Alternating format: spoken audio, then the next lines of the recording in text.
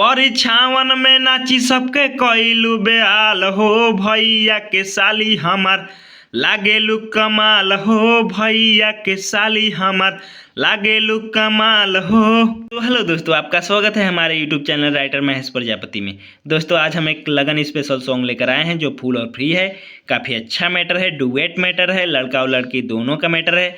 जहाँ पर लड़की लिखा है लड़की का लाइन है, जहाँ पर लड़का लिखा है लड़के का लाइन है।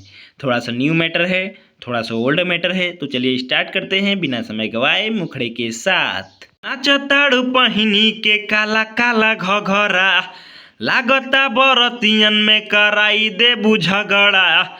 और नाचताड़ू पहिनी के काला काला घघरा, लागता बरतियन में कराई देबू झगड़ा। डीजे बजावताड़ हमारा के देख देख, शादी के मजा उठावतारा आँख अपन सेक सेक।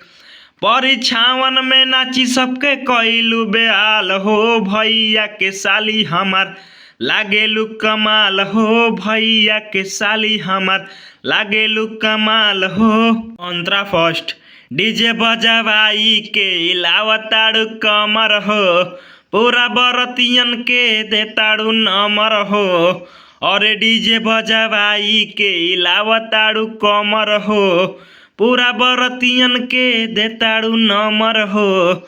हमरे ई कमर पर हो जइबा घायल हो, बजाई देहब जब हम पौआ के पायल हो। तोहरा के देखी सबकर बिगड़ल बाल हो भैया के साली हमार लागेलू कमाल हो भैया के साली हमार लागेलू कमाल हो।